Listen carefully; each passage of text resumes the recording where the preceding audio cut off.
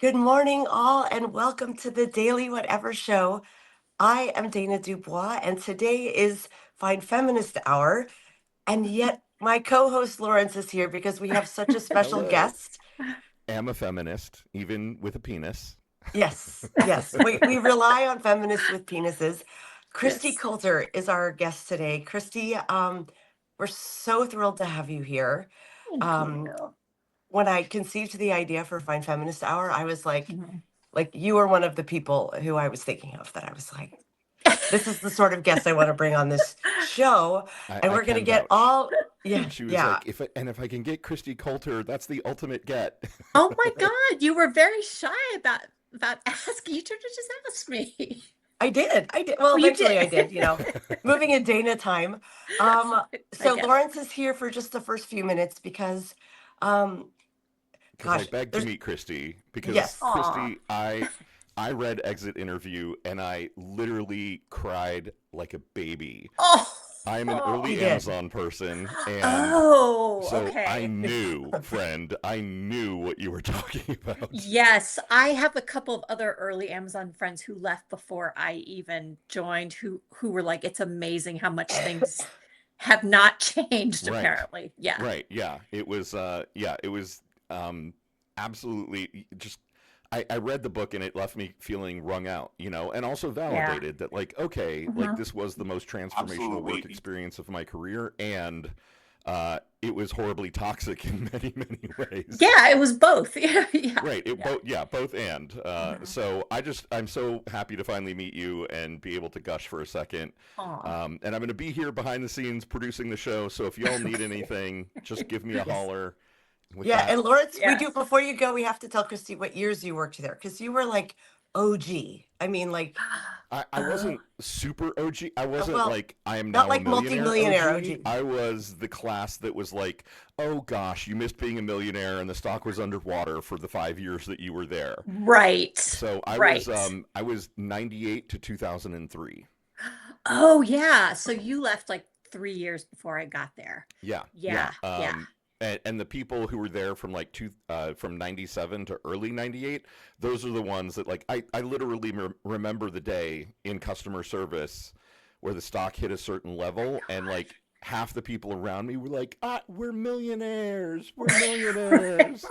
And And you I were was like, like, my stock is underwater. How are you a oh, millionaire?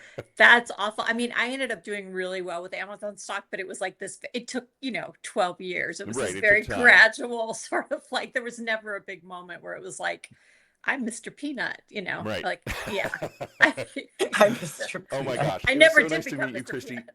Have a great show. I'll see Thank you you. later. Bye, everybody. Bye. Bye, Lawrence. So Lawrence and I have known each other since the fourth grade. Another South Florida kid. Oh, no Um, way. That's amazing. Oh, I know, and first of all, my little dog Kira always does hi, this. Kara. I know you're a dog That's person. adorable. She's like lurking. You know why? Because she knows that I bribe her to hush the whole time we're live. And one day Nature and Oz is gonna pay me because I Yeah. feature their product I like influencer style Right, on right, right. air. Exactly. Um so Kristi Coulter, memoirist extraordinaire, author of two memoirs, came through Medium to kind of catapult into fame. Yeah. Also a dear friend who I've known Yes. A lot. 18 years now, Oh my God. I How do we think. both look the same? That's what I want to We know. look better, Kristi. We I just do. think. We do look better. Would you like to introduce yourself to the audience? I might be a little lazy because I barely have anything here today. You can probably hear I've Oh, been like wow. sick all Okay. week. Oh Go for it. no. Oh, that's terrible. Yeah. I feel like I might be on the verge of something. I haven't been sick in like a year, so it's time. Hi, I'm Kristi. I have known Dana for many years, and we met because I actually hired her at Okay. Amazon and for a temporal, I think that It became was a permanent. You were maternity leave Yeah, you were maternity backfill. for Yeah. Julie. Yep. Oh, that's right, for Julie. Hi, Julie, if Yes. you're listening. And I worked there for 12 years in a bunch of different jobs because it's company that does a bunch of different things. Eventually left. Well, I should say before that, we actually have a lot in common. We both grew up in South Florida. I I grew up on the East Coast. You were in Tampa, right? No, No? we Oh, grew up I was in Coral Springs. We were about half an hour apart. that's right, because I was in Boca Raton. Yeah. Yep, this was going So to be crazy my that we never met. I know this was going to be my follow on, but I want you to introduce yourself first Yeah. before I Yeah. jump in and blah blah blah. And we both were, indie rock girls from early on, probably were some of the same shows in South Florida. And I worked at the All Music Guide for a while before I went to Amazon. So for people who aren't familiar with it, it's basically like the world's largest database of music and album information. And did that, worked at Amazon for 12 years, eventually left. And when my first book was coming out, in Yes. between growing up and actually writing my first book, I went to grad school and got an MFA in my early 20s, so right out of college. And then when I wasn't famous by the age of 30, I was like, well, clearly this is not meant to be. I better figure out something to do for a living. So I had this whole other tech career. And then eventually wrote my first memoir, which is called Nothing Good Can Come From This, which was about drinking and not drinking, which I now not drink. I used to drink. And Yes. it's usually the way it goes. Yes. And and then a second book about my Amazon career called Exit Interview: The Life and Death of My Ambitious Career. Yes. And now I write full time. I lived in Seattle for almost 18 years. And as of a year ago, I live in Minneapolis, and a little bit in Los Angeles every year because it's really, really cold here, part of the year. So, Yes. 100%. And yeah. one thing that's always fascinated me about the two of us is that Mhm. the way I've worded it in my own head is like we've had these remarkable parallel lives, but yours has Mhm. been bigger. And I think, You've said that to me before. Yeah. yeah, I think that I've had a pretty big and full life, Mhm. but when I look at our trajectories, we both spent time at Amazon, but your career was earlier and bigger. Mhm. Mhm. You came through Medium as a writer, as did Mhm. I. Built a small community and launched some publications. You had Mhm. one essay, Anjali, Yeah. go so hyper viral that you got a book deal. I got letters from every continent except Antarctica. That's incredible. It's one It of was the most crazy. extraordinary essays I've ever read. Oh, thank you. In fact, I think Karen, our amazing words today, words, not admin, moderator. That's the word. Our Ah, yes. moderator. I took coding last night, so I'm going to be real dumb today. Ooh, I coding believe is that fun. she has the link to Anjali. I sent it Cool. because it's we're going to talk about that in a moment. We Mhm. both fell for the same local Lothario indie musician, Yes, but I many had of a us did. dalliance and you had a prolonged relationship. We both wrote about his downfall, Mhm. but I wrote an essay and you rallied the victims Yeah. and created a movement. Yeah. I I'm kind of in introduced. awe Mhm. of your power. Well, it's funny that that time was a time when I thought, because these women had come to me and said, these something terrible crimes happened to us, alleged crimes, um and I thought, what is my power here? And I realized, I Yes. have media connections. And so the most powerful thing I can do is make an introduction. And so it was one of those times that I was absolutely, I mean, the whole thing was horrific, but I was absolutely Yes. thrilled to have the power to say, I can introduce you to this woman who is now going to investigate your story. And I mean, she had me explain to them, you're going to be grilled. I'm going to be asking for documents, like, are they up for this? And it to me, it was like, this is what power and connections are for. So I could put these two parties together, and then I could step out Yes. and she could go do her thing, and found the stories to be very credible. So I Yes. don't And we know what don't, else it's for. I agree with you, and we don't want to spend much time talking about the creeps. But I do think it was a really important thing to do because so Mhm. often women are seen as being in competition with one another, adversarial, Yeah. and you um you used your power for good to be like, I believe you, first of all. I believe all of you. Yeah. And I'm gonna elevate this and help you. It was truly remarkable. And I even just on that outside of that, when I wrote the essay Uh-huh. that I wrote, um, a lot of the same women found me. And so to help like Yeah.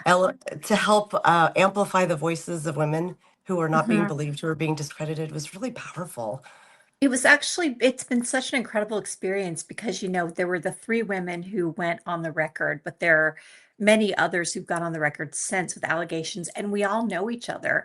And a Yeah. lot of us realized we had been seeing him at the exact same time. Mhm. And there was not a moment of like, oh, well, like one of them was in LA last week for when I was still in Los Angeles for the REM tribute show. And like we went to it together, and had lunch. And like we all just like, we always say, man, he had great taste in women, if nothing else. And there's Yes. not a lot else going on there, but like great taste in women. And so Right. to me, it's been like this really healing thing where all these women who could have been like, oh, so you were the one that I suspected, are just like, wow, Right. you're awesome. It's been wonderful. Yeah. A I, real I, silver lining. Yeah. yes, I love the idea of incredibly shitty men can have really great taste in women. And You really it's also did. Yeah. because it was a local musician here in Seattle. Mhm. There's a huge sense of community here in the local music scene and Mhm. always has been. Mhm. And so there was very much this like, we believe you and we're going to elevate you, Yeah. like just everywhere. So I don't want to Yeah. elevate him, but I do want to talk about that story since it was another Yeah. commonality and to say, like, Mhm. bravo, like Oh, thank you. truth to It, power and standing up for women is like, it it just, was a powerful thing. it felt like the only thing to do. And I did have to do a lot of introspection to make sure, because also, I had my own reasons for just being like, I don't like this person. Right. And I had to do a lot of introspection to be like, are you making this introduction because you don't like this person or because you believe the victims? And I was like, I kind of unequivocally, especially when I saw that documentation, I was like, there's Yes. only one thing to do. So, credit also to KUOW, like, Yes. I had talked to a lot of male journalists about this story, and mostly they just kind of didn't get back to me. And then this, yeah, Isolde Raftery from KUOW just took it and just ran with it. And she actually has a new podcast out about some kind of sexual abuse scandal that happened at her high school, which Oh, I believe in Seattle. I haven't listened to it yet, but so well, she's I need to really, look for that. yeah, she's amazing. She's a Oh force. my gosh. I would love to bring her on the show. I've never met You her, should. but I'll her work introduce is you. amazing. Okay. Yeah, Oh, I would she's see great. Mhm. women connecting women. It's a Yes. beautiful thing. Um, I'm trying to think. I'm going to be a little slow today, which I hate because I'm like, I've so been looking forward to this, and I'm No, like, it's okay. everything is like this today. It's not Amazon. We don't have Right. to be like bullet point, bullet point. Let me write a PRFAQ. Right. Um, so were you at any point during this, this is the last question I'm going to ask, and we're going to shift topics, but Mhm. were you accused of being a woman scorned? And being Oh, like, yes. you're Oh, not my credible Lord. because you're just getting back at your ex. Because he didn't put a ring on it. Absolutely. In fact, Oh my his God. wife, his Like you need wife a ring, did Kristi. not, Like you need right, a ring. exactly. Like I got that. And I don't need you, certainly not from you, buddy. But Right. yeah, we all were. Gumball His ring. his wife apparently went on Lydia Lunch's podcast and talked at length about me specifically. And I was like, dude, I didn't even accuse the guy of anything. It's just being Right. being a jerk, like he didn't assault me. Yes, I was absolutely accused of being a woman scorned. The story was that he was just too much of a heartbreaker and we all couldn't handle it and lost our minds and concocted an international conspiracy. So, but Right. honestly, and it's awful like when you're talked about like that, but at least we were all in it together. And that really helped me. And then also just remembering like, well, I'm not, I wasn't assaulted and then insulted. I Right. was only insulted. So I was like, well, could be a lot worse. Yeah. It But oh yeah. absolutely. And that was a really interesting part. I just put the link to a friend link to the story on Mhm. Medium. I haven't shared it on Substack yet, but I will at some point. Oh yeah, you Um, should. It was excellent. Yeah. Thank you. Thank you. It was very interesting to be like, I was not assaulted. Hmm. And I don't feel victimized. I mean, I had a very superficial, like, we went to Yeah. sing karaoke and made out in front of a club, and then I was like, Hmm. that nothing happened there. But there were so many signs in that night in retrospect. And it was Yes. that, as a Gen X woman, that sense of wanting to be the pick me girl, the manic pixie, I'm Mhm. not like other girls. I Yeah. see, so like when I was thinking back on that moment, and this other woman he'd brought with him on our date, Right. Right. and Of who I course. confirmed like had of course been sleeping with him, and who was Hmm. just like melting down as the night went on, and there were five Oh, of us that were right. there, and Right. how my friends and I were kind of picking on her at the time, like, oh my God, Hmm. what is she doing here? And how, Hmm. me now You're just is like, like, oh, all of my compassion is with the woman, and like, wow, of course all of these things about him are likely true. Like, this was yeah. what we didn't recognize as shitty behavior back then because we were pitted against one another, right? Well, absolutely. And for me, when the first women brought these stories to me, I immediately, even though he didn't assault me, and I immediately was like, oh, because there were all these weird, just little things about my relationship with him that didn't make sense. Yeah. And that I just kept being like, well, I'll just put that under the rug. I just don't want to think about that. And suddenly it all just fell into place. And I was like, I see how this could so easily have become assault. And I think for me, a lot of it was that because I don't drink, he didn't drink around me a lot. Um, and Ah, yeah, no, he didn't drink around me at all, which is actually, to his credit, that was nice. And sometimes he'd have a couple, but the few times I saw him very drunk, he was one of those people whose whole personality changes. And I know that a lot of the allegations was associated with alcohol. So I was in the same position. I was like, oh, and the takeaway for me from the relationship is really just, I mean, I was in my 40s. I did not have the excuse of being 20 right. years old and just kind of dumb, and it being the Right. '90s. But I also, like, I don't know. I only watched it from afar because we're Facebook friends and you were Yeah, messaging about it, and yeah. because it was pretty long standing, and I was like, oh, is this sort of wish fulfillment from younger years? Like I a think so. recapturing of that adolescent energy? Yeah, I mean, it was like, he was I think he's a brilliant musician, one of my all-time favorites. And I was like, yeah, it is this kind of like, it's a little fantasy that I look back and I'm like, yeah, I had to play that out. It would have Yeah. been to be like, no, you can't, I think would have been kind of a mistake, even though playing it out was also, I'm like, either way, I was going to make a mistake. So, Right. so yeah, it was funny, but I look back and I'm like, wow, even as like a powerful person, in your late 40s, you were also just kind of like this 16-year-old girl willing Yes. to put up with. I mean, I had some unhappiness very soon as I started to realize what kind of personality I was dealing with. And I just kept being like, nope, you got to make it work. Yes. You got to make it work. And it's like, you did not have to make it work. You Yes. could have just Did not walked have to away. Like, what are you doing? So yeah, live and learn, live and learn. live and learn. I'm laughing Apparently, because, even at this age, right? I'm laughing because before the show, when we were like, I have a list of topics like this long to talk Yeah, about, and we were like, let's not talk about that dude and let's I not know. talk about Amazon. And we jumped in, but like, there's such parallels between us. But I'm going to shift topics and say, Okay. we've been Facebook friends for a really long time. And Mhm, one of the things that, as you were coming up as an author, you mhm, also became extremely forward on social media, as a feminist voice during the mhm. 2016 election.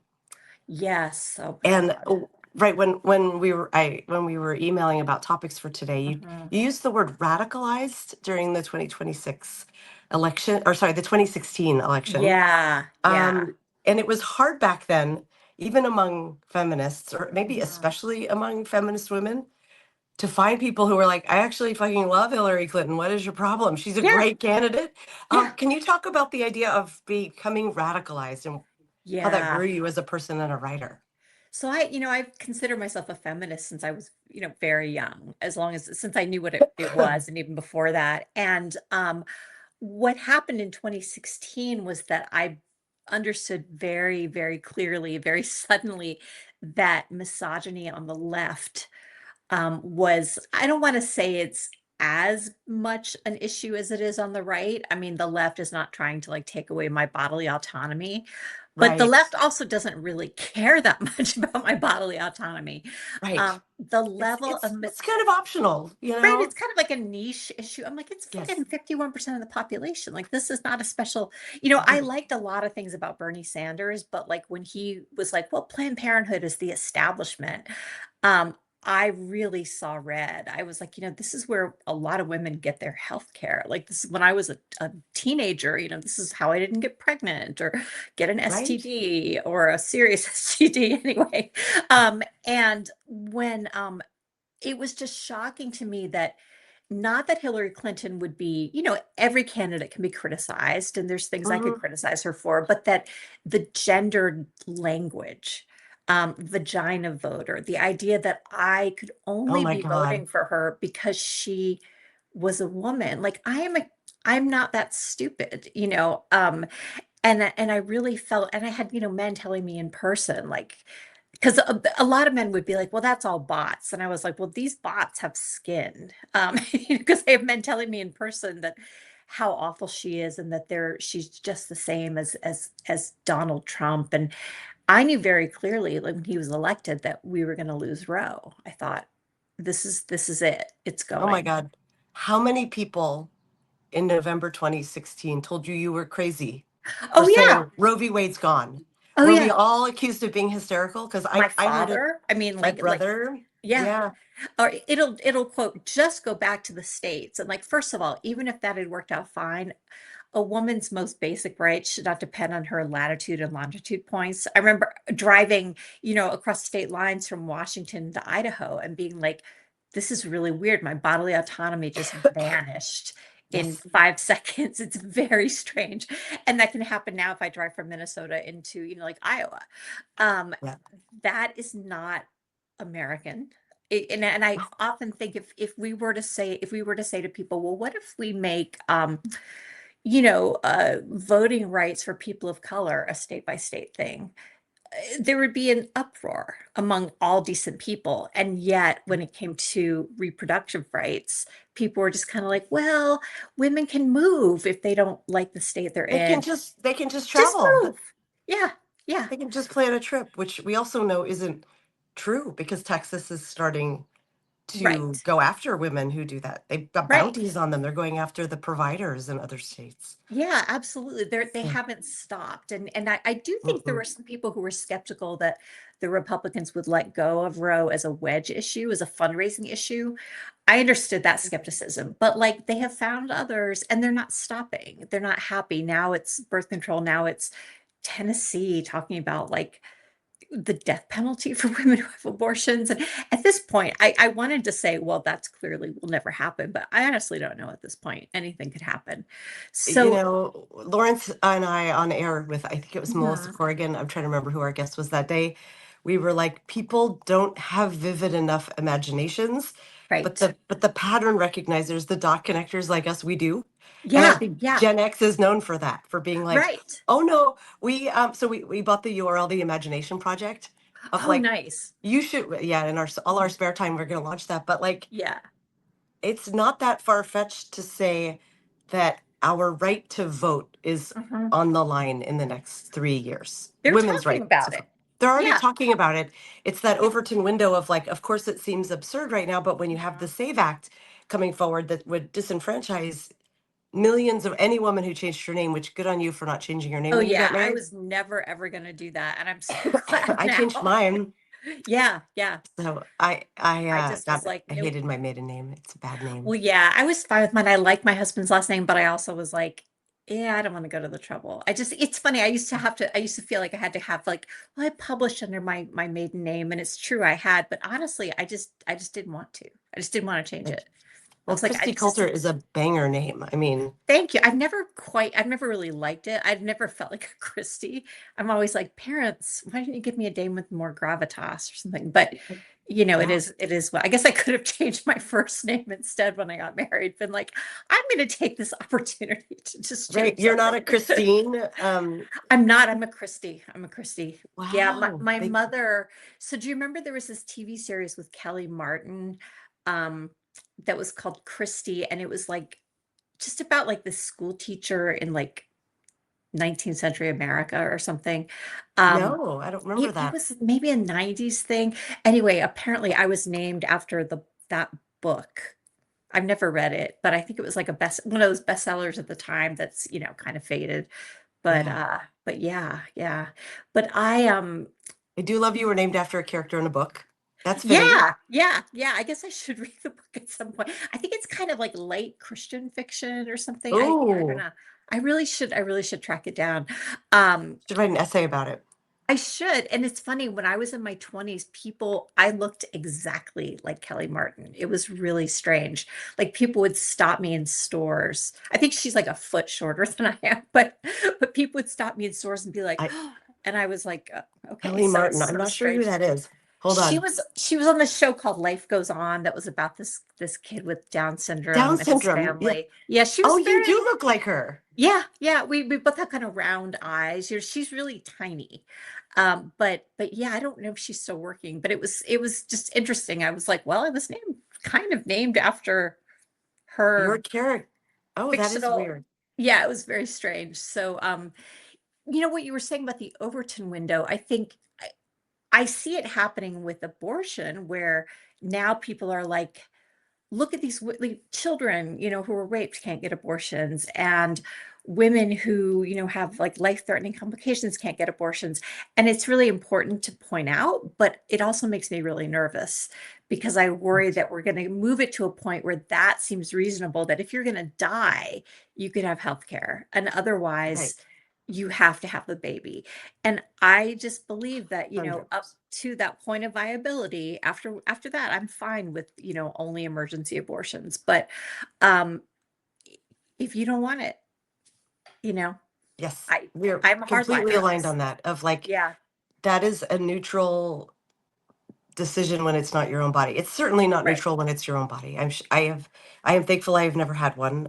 Never had the need to. Yeah. But Same. if Yeah. I needed it, the idea of being trapped in my own body, Yeah. Yeah. And gestating life, like I've had two babies. mhm, Um, I love being a mother. mhm. Carrying a new life to term is excruciating on the body. Oh yeah, I can barely imagine. It will I never be the just same. it's dangerous. I mean, it's empirically dangerous, and women should only undertake it if they actually want to. And I got radicalized on this point too, because in the 90s, I was very much part of that, like every child a wanted child, and Yeah. pro-child, pro-family, pro-choice. We felt like we had to be like, we Yes. love babies. It's just, Yes. and it didn't work. If it had worked, I would still be spewing that line. But every time we sort of said, oh, made it sound icky, they took more ground. So now I'm just like, fuck it. I mean, honestly, if they wanted to pass a law that like even after viability, women should I'd just be like, fine, let's just leave it up to the woman. Because the Democrats rolling over time and again, it did not, there's no common ground on this issue. No, it So, went from when we were younger, it went from keep abortion safe and legal. Do you remember the yeah. blue button with the big Oh yeah, flag? I had one on my car. I think my Yeah. little Toyota. Yeah. Oh, that's so cute. I had a Mhm. little Datsun. I did not have that sticker on Mhm. it, but I would have put one on it. Keep abortion safe and legal. And then it rolled to the word choice. I'm Yeah. pro-choice. And so I think it was somewhere around Clinton, maybe, Mhm. though the details Oh, are either blurry, way. but they stopped using the word abortion to the point where even as I'm saying it now, it sounds heavy and a little Right. scary to say it, but like It's not a abortion, pretty abortion, word. abortion. Right, right, It's right. it should just be like tonsillectomy, Exactly, exactly. appendectomy, Yeah. abortion, And I remember Bill Clinton, he switched to safe, legal, and rare. and rare. Um, and Yes. it's like we don't really care if tonsillectomies are rare. I mean, I'm sure that some doctors do because they'd rather treat them, whatever, like with medication, Right. but it's not a moral thing. And I remember thinking, ooh, I don't know about this. I don't think we should be saying they should be rare because we're implying again that it's like let's murder as little Yes. as possible. And I don't think it's murder. Certainly, not in that first when it can't survive outside your body. Um, and so that, yeah, like I really, just to bring it back to 2016, like just sort of became radicalized in this way where I thought, women, we're really on our own. We had to make secret Facebook groups to be like, Hillary Clinton is Yes. a good presidential candidate. Oh my God, I was in that group, Bitches for Hillary, right? It was yeah. I don't remember if I was in that one, but I was in a couple, and it was because like people Yes. were being, as a writer, like I would get threats for just, and not even being like she's my idol, because she wasn't, but for just being like, she's a really good candidate. She's a very strong candidate. Yes. She would be a very good president, and we should vote for her. I mean, just basically being like, here is Yes. a good job candidate. Let's pick her. And Right. I I, remember also being at the caucus. So in Washington, you used to have caucuses, and there were these two women next to me. It was mobbed. It was very crowded. And they were probably in their 70s, and they were confiding in each other that they were going to vote for Bernie because Hillary's literal voice was too grating. too grating, right? And I was like, Bernie Sanders sounds like he's talking through a fan. I mean, like, or through a cheese grater. Like Bernie himself would be like, what? You, Yeah, you Bernie think sounds her like voice my is my late grandfather, like the New York right? Jew thing. Like he's like, "Ah, blah, blah, blah." You gotta And do the things. Yeah. and I was thinking, Hillary's voice is too grating. It just, and just the fact that they would choose, it was really, so ever since then, I've really been in this place of just like, who can we trust? It happened. And I remember that year men were telling me, oh, I'm dying to vote for a woman. It just has to be Elizabeth Right. Warren. It has to be my Canadian girlfriend or Right. yeah. Yeah, you would know her. She goes to another school. And so then Yeah. Elizabeth Warren, who actually is like probably my ideal candidate, then she ran in 2020 and they savaged her. Suddenly it was like, well, she was Yes. once a Republican. I was like, yeah, in like 1978, like people Right. change. And it was a different thing then. And they were so brutal to her. And now they're like, oh, AOC needs to run. And I'm like, you're going to shred her when she Oh, runs. she will get You're going to, decimated if and when oh, she runs. decimated because she's cute too. Like she's young enough to like they could Yes. think of her as a girlfriend. She's beautiful. Like people don't Yeah, really, it's so surprising to me that people don't talk about how beautiful she is. yeah, that doesn't But come up more. it's And surely part of it. But she's yeah, brilliant and a fighter. right. And she's hot, and she's got like Right. good lipstick and everything. Great And so lipstick. I think anytime, and then, Kamala Harris laughed too much. Like we like these women until they ask for the job. Like people were happy with Hillary Clinton as Secretary of State and a senator, but as soon as she wants another job, it's like, ooh, I don't know. And We and like these so women till they ask for the job. yeah, there's actually data around Hillary. Like they've done these studies that her approval ratings when she's in a job are very high. But then when she asks for a job, Mm, everyone's like, no, right. we just, you just don't seem authentic or something. I'm like, I don't give a fuck if she's authentic. I'm not inviting her to move into my house, although it'd be Right. kind of, she can come over. Anytime. Yeah. I've got a spare room. I I've got actually a like basement her. apartment. I like her much more. I like her even more now. I didn't vote for her. Like when Obama was running, I voted for Obama. I mean, I it did too. wasn't, that's one reason like why the vagina voter thing just annoyed me so much. I was like, I had a chance to vote for a woman for president and I actually didn't do it. I voted for the guy. So I just fundamentally don't trust what I guess the word would be men since I guess what's the 2016. word I'm looking Like for? Man. I was trying to come up with some way not to just use that big word, but it's very case by case because I can no longer Yeah. assume that the left thinks that women are regular humans whose rights are fundamental. I'm very aware that they are willing to look at us as some like special interest group. That's what it comes down to. That Mhm. the I've heard a lot of talk about we need a big enough tent, right? We Yeah. we need to be able to accept candidates who understand their region and the biases there so they can Mhm. get elected. And I'm like, uh-huh. And they're like, we need to all support each other and not be sort of looking for purist candidates who, Yeah. which, Yeah. and I'm like, yep. And then they're like, so abortion rights, maybe not so much. And then I'm like, I've been on a call before where I've had like a podcast live where I've had to Mhm. be like, but actually, no, not that. Right. Because that is Yeah. literally my bodily autonomy. You can't question that and expect Right. me to throw an iota of support behind it. No, it's not a Yeah. special right. It's so No. without that we have nothing.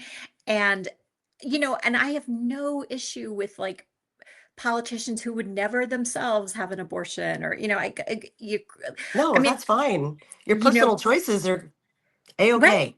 It's a secular government, or it's supposed to be. And so that's where the rubber meets the road for me. And yeah, it's funny how the big tent thing so often seems to come down to like, so maybe women don't own their own bodies. That's fine, right? And Right. I'm like, A actually, big tent for all the men.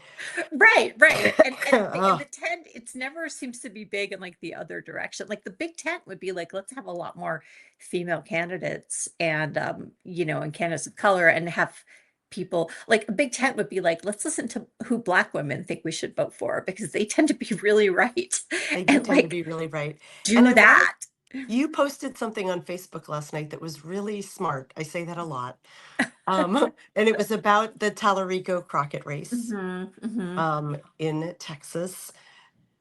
Can we dig into what you said? Yeah, Because I thought yeah, it's a little bit contradictory to what you're saying, but I would say it's more nuanced, not a yeah, contradiction, which as memoirists, I think we both like dancing around the right. edges of nuance. You kind of have to. Yeah, Yeah. I had said because I didn't follow this obsessively. I'm not like I actually don't like to think about politics that much, but of course I was aware of the dynamics. Tallarico, I think, is very interesting. First of all, one thing I mentioned is that he's not an evangelical Christian. Some people corrected me on this, but he is like a hardcore, born again Christian who has been more defensive of abortion rights than most secular Democratic male politicians. Like he Amazing. has just unequivocally been like, of course, women should have the right to abortion. And he's even sort of said, like, the Bible is not against it. I mean, he's like quoted scripture either saying it's pro or not against or whatever. So I've been very impressed by the fact that like this guy who was like literally like a Bible thumper has been more supportive of reproductive rights than most Democratic politicians. Um, Second, a lot of people in exit polling apparently said they voted for him because they didn't think she was electable. Um, Mm, and if you're very online, like I am, you see a lot of people saying, oh, it's because of her stance on Israel. I don't think for the average American voter it's not the no. reason. That's a very like niche thing. Um, I think people are like, well, she's not just a woman, but she's a Black woman, and it's Texas. And what I said on Facebook was, I think they're onto something. I'm at a Not point just me now where, saying it. yeah, where I don't think that I'm not sure a woman, let alone a Black woman, is electable to the highest offices in the land. Now, obviously, there's a ceiling. We have governors, we have some senators, a minority of them, but I've always been against, like when I go to the primary, I vote for who I think would be best. I'm not trying to game it out. Because I'm like be the change you wish to see in the world. And I think if we Yeah. all just voted for the person we wanted rather than worrying about electability, we would elect better people. Yeah. But I can no longer blame people who are like, well, I voted for the white man because at least he can compete in Yeah. America. Because that's how much, the last two or the last three elections, we have not only rejected the woman, but we've rejected her for like the worst person in the world. Yes, we It, have. it's not even like it was Hillary versus like a Mitt Romney. It was Hillary versus someone who can barely get a sentence out. And Yes. we were like, okay, we have the Secretary of State, former senator, who's brilliant. And then we have this like failed businessman who's like a credibly accused predator who's just flat out Not just stupid. accused, well, in That's right. 2016 He's accused, since but now been convicted. adjudicated. Yeah, yeah. Yeah. And like, oh, let's go with him. He seems Mm. and so that and then we did it again, when he'd added like insurrectionists and yeah, adjudicated rapist to his resume, we were like, okay, we've got this woman who was VP. Was she the most effective VP? No, but she's done the job. Senator, attorney general of one of the world's largest economies, California. No, let's pick this guy. And the fact that we would pick like basically the dumbest human being alive against these women tells me that we will not choose a woman. There will not be a woman who is adequate. So I'm like, and meanwhile, our rights are disappearing. Here in Minnesota, we were under siege for 3 months. And so I understand people being like, oh, thank God, a Christian white man. Like, let's cling to him. Let's cling to his shirt tails and beg him to save us. A Christian white man who can recognize that what his beliefs are and what Right. his values are not everyone else's. Right. And He that's actually really rare. believes in secular, like this, the fact that he is like, oh, we should have a secular government the way that the Constitution set it up is so remarkable that I resent that I feel so much gratitude for that. It should just be normal. But I'm like, you're incredible, James Tallarico. I think like I was pulling for Jasmine Crockett. Mhm. I think she's She's great. incredible. Yeah. And my biggest bias right now is like I want people who can fight. And there's concern whether Tallarico will have the teeth and the grit Yeah. to Yeah. fight. But can I just say, hearkening back to our old days professionally, disagree, commit. Like Right. Right. I wanted Crockett to win. She didn't. She'll I'm be behind back. Tallarico now. They Yeah. both are rising stars. Right. And I think this is something that progressives lose Yeah. is that we cannot align around another candidate who we were fighting against, at the first stages. And it's Yeah. so Yeah. important to maybe that's what the tent is about, unless it's a person who's deeply egregious, but that's not what this Right. is. That's This is probably just like these you are are two good candidates. Yeah, yeah. yeah. I think Yeah. there was some woman on Threads yesterday saying, "Well, I won't vote for Tallarico because we need only Democratic Socialists for the next 10 years." Oh And my I was God. like, "Honey, Wouldn't that look, be this nice? is yeah." I was like, "This is not. You need to be building now." Basically, I've gotten to an age where I'm like, "Look, I've seen some. I understand how change happens now." You need to be building locally. Like MAGA took really 30 years to form out of kind of Mhm. the Tea Party and the contract with America. I mean, these things don't just happen overnight. And so Right. I worry about people. And I feel like when I was in my 20s, I did not expect the world to change overnight. Like I feel like I was already No. more realistic. Gen X, I was like, well, I mean, like the fact that we had gay marriage is still, I'm like, really? I still can't believe That that marriage happened. equality passed and Washington was among the first. Yeah. Thanks, Macklemore. Like Yeah, I people know. like to pick on Macklemore, but Yeah. Same Love, his song, like it helped Yeah. catapult.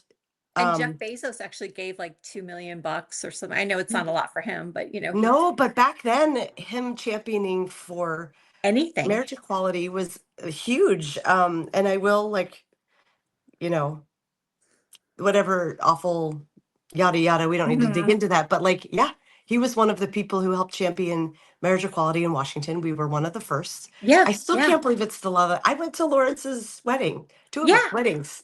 It's I like normal officiated the now. second one. When Um, it happened nationwide, like I still am like, wow, I just didn't think now and then like I'll be like I was watching Heated Rivalry. I finally watched Heated Rivalry. oh, I haven't seen it yet. It's Is it really as good as? fun. Like I don't know if it's actually like good, but I really like it. It's one of those things. It definitely Yes. got its hooks in me, but it is explicit. Like I was like, this is like really high quality porn at moments, just with no, they don't. There's no full frontal nudity. More's the pity. But I remember thinking like I remember when it was having a kiss between two men, like a Melrose Place. It had to be shot from the back of Right, someone's head. Um, right. and even at the time, we all were like, "This is ridiculous to show the kiss." But so the fact that things have changed that much is just kind of astounding to me. But it took, you know, when Ellen DeGeneres came out, like it was on the cover of Time magazine because it was such a big Right. deal. And now we're all just like when Jodie Foster came out. Everybody's First of all, I clear. was like, "Duh!" I Right.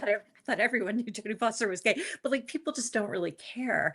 And I never really knowingly knew a trans person until the last Yes. decade. And that's from living in Seattle. And now to me, it seems perfectly just whatever. It's fine. It's perfectly normal.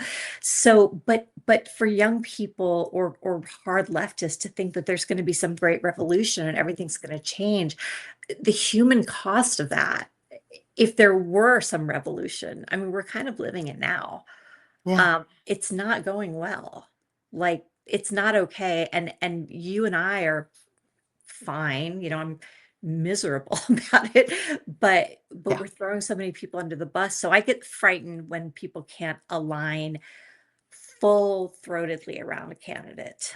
There were a lot of men who said to me, I voted for Hillary. And I'm like, yeah, you first trashed her for 6 months Right. every day on Facebook. You called her Hillary and then you voted for her. Fuck you. That is not like, that's not okay. 100%. I Yeah. think I think this is a fair summation of what you're saying, which is we believe in incremental change. And Yeah, I because and it's the only kind you can have, really.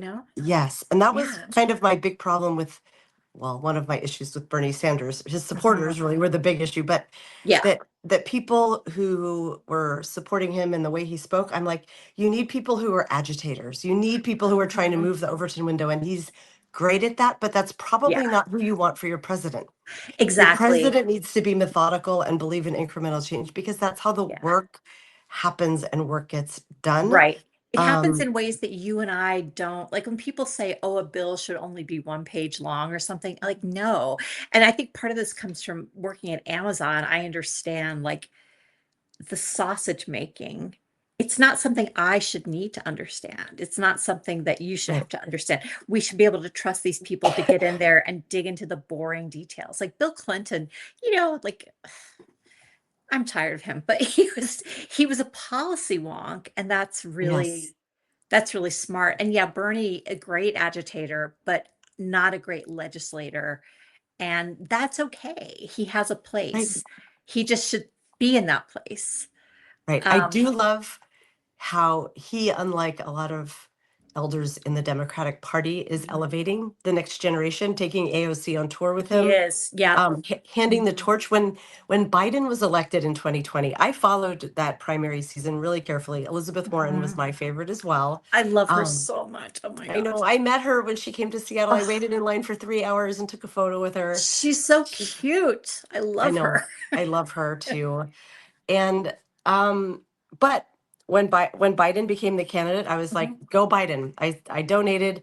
And when he Mhm. picked Kamala as his running mate, I was like, oh, Mhm. he gets it. He was like, I'm only picking a woman. Yep. And I Mhm. remember talking with Lawrence about this, that we were like, oh, he's old enough. He just needs to know he became president. He ran Right. so many Right. times. He is going I to get step it. down Yeah. at whatever point it is that she could take over the term and then run for 2 more terms. And he's going Yeah. to be like, America, were you not willing to elect a woman president? Congratulations, you have one. Here I you was have. so certain he understood his role as a bridge because that Right. was how it was messaged as he came in. He put her front and center, and Yep. it was beautiful. And then he got into power, and she was like, Kamala who? Like, you didn't, she I got no know. visibility on her, Yeah. no succession plan, and he tried to Yeah. grab on, and that's unforgivable. Yeah, it was really, and I don't know how much of like that was cognitive decline, but I really thought, I blame him partly for her sort of underwhelming vice presidency because like Yes. a president, he's her manager, you know, is Yeah. supposed to help shape that vice presidency. And Yes. there were other, I've forgotten them in the mists of time. There were other reasons like there were other things Oh, when she she was talks, she makes missteps. Like, have you seen our fucking president and the right, way he tweets right. from the toilet at 3 a.m.? We as a people are fine with that kind of messaging. I actually Exactly. thought her campaign was I thought it was brilliant. pretty good. Yeah. Yeah. I, And with no time to do the real research, right? They had to take a yeah. crack at it. I And it thought was it was excellent. really well done considering like the bizarre circumstances. Yes. And yeah, I was really disappointed that he ended up trying to like cling to power. And, Yes. another thing I'll say about Bernie is Bernie did learn, I think, from 2016. Like, I did not hear this misogynist stuff come out of his mouth anymore about Planned Parenthood being the establishment, Oh, or, good. banks are also the establishment, and we still like to have them, like, they do need to exist in some ways. They do. They Um, do. Oh my gosh, I have a list of topics like a mile long here, and I know we only have 9 minutes left till the top of the hour. Um, I want to talk about your next book project because this is another Yeah. area where we have in common. Um, Mhm. Mine is in complete nascency, but we Nice. both are looking to write books about indie music, as in Yeah. with indie music at its core. I want to hear about yours because I believe this is your Yeah. first crack at fiction writing. It As is. I mean, I published fiction when I was in my 20s. So I got my MFA in fiction writing, published some short amazing. stories and things like that. So, but this is my first novel. And I mean, I kind of was working on one like 8 years ago, and this is sort of morphed into this.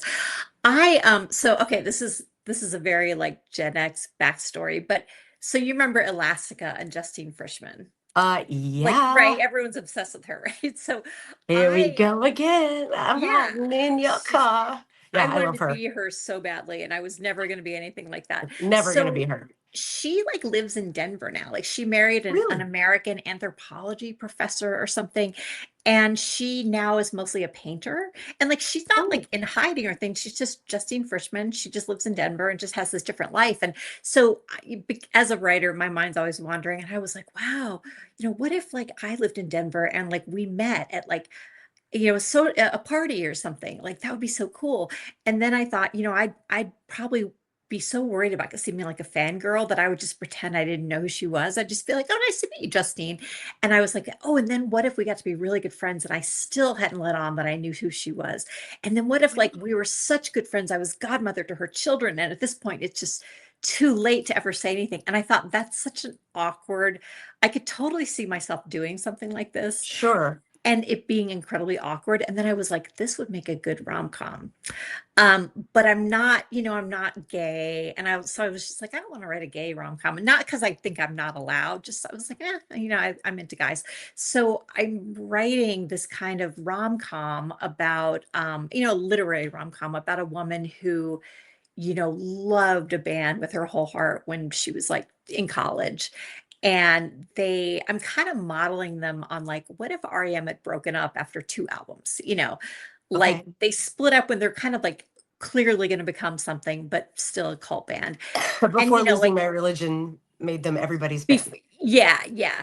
Like during, Or the one I love, after I guess did that. Reckoning or something like that. And Yeah. and so, I think it's like 12 years later, the singer from that band is like, he has a new career. I've worked with several people at Amazon. Like, do you know Steve Mack? Um, Oh my God. I have a total crush on Steve. I know yeah, exactly who who he is. doesn't? He's so great. So when I interviewed him for an internal transfer, he was like, yeah, I was in a band before. And I was That like, oh petrol yeah. emotion, right? Yeah. And he was like, you wouldn't have known. And I'm like, tell me their name. And he said that Petrol Emotion. And I was like, oh my God, I think I scared him. He was like, whoa. So, I know these people who were in like, Julie's husband was in an early version of the Posies, who now just Yeah. have these, other careers, like people from Yeah. Fugazi or professors and whatnot. So he's just living his life, and he has some really mixed feelings about the band. So he doesn't talk about it a lot. But, Right. it was just a thing he did when he was in his early 20s. And so, they meet, hit it off, and like, she just keeps feeling like, I don't want him to think I'm a groupie. I want him to know me first before I say that I had your picture on my wall. And eventually it's just too late to say anything. And Oh just my what are God. the implications of that you're really lying to someone about something really important. And of course she's going to get caught. And also, like, there are other people in her life who share that origin story. Like, that was their friendship with her, grew out of this love of this Love of the band, and she's band. erasing Oh, their stories too because they have to lie for her. And it's just been, so it's kind of, it's a comedy, but it has some heft to it. I hope, about like the implications of these lies. And I just want to, it's been fun to think about like, well, what if this, this Southern jangle pop band broke up, and what would their music have been like? And what is it to Oh be my someone God. who loved a band that much that it can change your life? And I also, when I dated this person that, we've mentioned, he had been one of my favorite musicians for Right. 20 years, but so I'd known him, but he hadn't known me. And I remember having this strange feeling for a while that did fade, of like, he's been in my life in this weird way, and I've not been in Right. his. And A so I wanted to, parasocial relationship. yeah, Yeah. it's really, really weird. And I felt like I had double vision. And so I kind of wanted to explore, because I haven't seen people really write about that in fiction, like this double vision of like, this person has been really important to me, their work, but I am brand new to them. And I also Yes. wanted to write about college towns, which I loved. The whole thing is set in a Midwestern college university town. And so I've been working on it for 3 years. Nobody Oh my has read God. a word of it. I'm about to start, you know, uh, sending the first half to a few writers who read my early stuff. But it's been fun after writing 2 memoirs, like to just be able to make things up. And I deliberately was like, I want to enjoy writing this, because it's not. I didn't enjoy writing those memoirs. Like, that's really hard, Right. and I just wanted to have a good time, and I want my readers to have a good time. Like, it's an entertainment, Oh my and God. that I makes me so cannot wait to read happy. this book. It sounds Yes. fascinating. I And can't wait for it to be readable. oh my God. I hope I'm not revealing too many secrets here, but this does feel a little bit like a parallel that um Three Imaginary Girls was my music website, Yeah. and Liz was and is one of my best friends and like Hmm. co-founder. And so we have been talking about pulling a book together. Hmm. And part of it is about the music of the spotlight came off Seattle, right? In the after Yeah. grunge. And Yeah. then there was this fertile ground for music. So part of it will be about the music that was Hmm. around us, but it was more about that rare window from 2002 to 2007 or 8, right Okay. before iPhones, right before social media and blogging. There were only like 3 voices to learn about music in Yeah. Seattle. And we became another one as women elevating the scene. We ended up becoming part of it and da da da da da. So Right. at a broader level, it will be more talking about that window in time when, even though we were imaginary, it was all very real in a way that it will never be real Yeah. again, I love because that. Yeah. parasocial relationships and online relationships. But the funny part that's similar is that one of the bands we championed really hard, Liz was a super fan, like when she was a kid Hmm. back in Delaware, like wrote to the singer and he wrote her back and she still has the notes. They're Oh. married now. They're married now. And I don't Oh, think oh he my knows God. That's that. amazing. I know. So Oh, that would that be is part that perfect. that will probably be woven into the book. But yeah, the Yeah. idea of like, um, to a much lesser degree, Hmm. having done Three Imaginary Girls and now podcasting every day, it is kind of fascinating both that there are people who I feel like I know all the folks who are in our chat regularly, that we have a Uh-huh. relationship even though we don't know each other. Um, Right. but Right. also when I am dating someone, I wrote an Hmm. essay a few weeks ago called The Men Who Still Open Me. I can Hmm. see from my dashboard that these exes of mine are still following my work. Oh, I love it. Even as they failed to show up for me, which was the only thing I wanted in relationship, was Right. consistency and showing up. They are They're still still reading you. lurking and reading.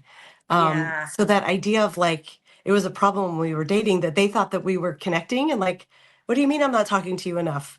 Because they got Hmm. an hour of me every day. Yeah. And I was like, Right. but it's Right. one-sided. I don't see you. Yeah. Well, it's funny, Mr. Love Bad Guy. I remember when I was writing Exit Mr. Bad. Interview, Yeah. people were like beating down my door to read the draft of this book.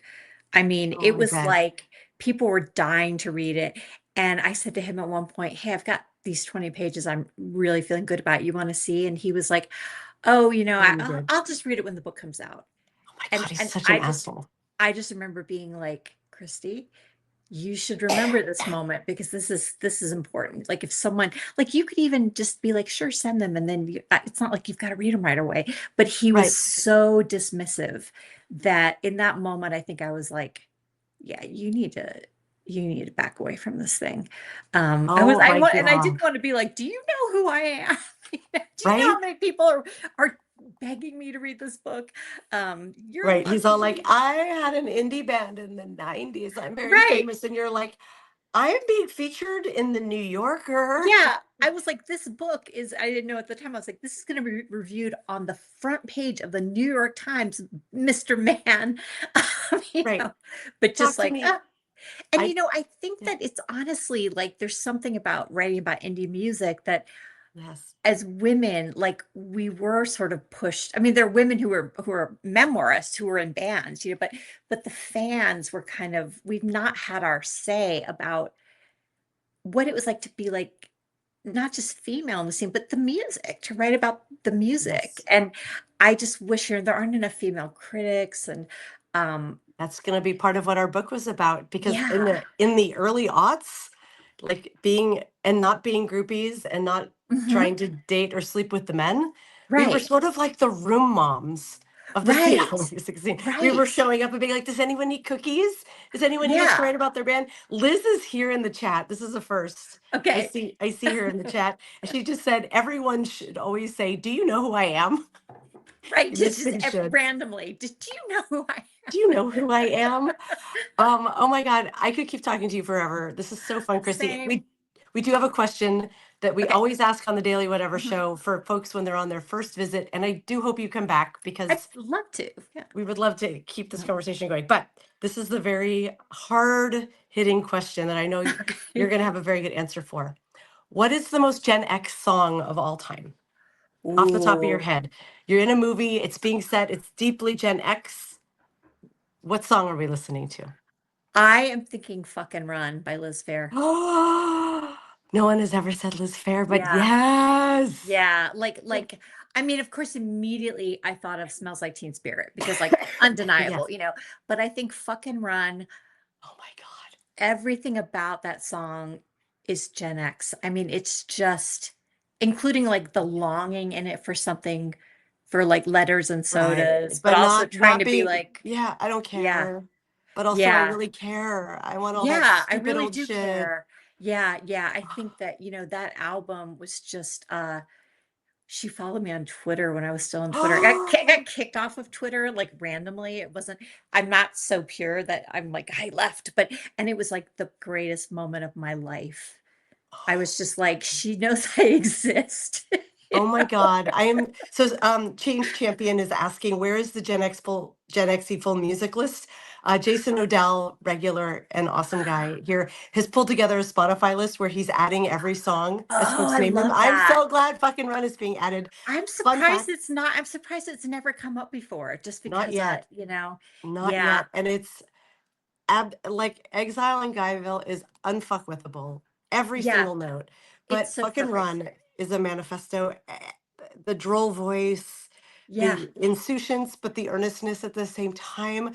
yeah. I used to sing that song to my babies when I was rocking them in the middle of the night and like It's very exhausted. sing-songy, It Yeah, is, and they didn't know what I was singing as their babies, and I'd be like, "Whatever happened to a boyfriend?" right. And I And I think want, it's the yeah. first Liz Phair song I ever heard too.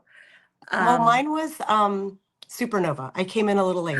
okay, yeah, that And second I love album. Yeah. Supernova. Yeah. That But second I went album's back to really good. Exile and was like, I went to Yeah. grad school in Nashville, and that was Okay. before the internet. So I have this gaping hole for 2 years of like Right. the only I bands that was, made it through were the Breeders, Last Splash, and one of uh-huh. the Bjork records, and everything else was like I didn't hear a thing.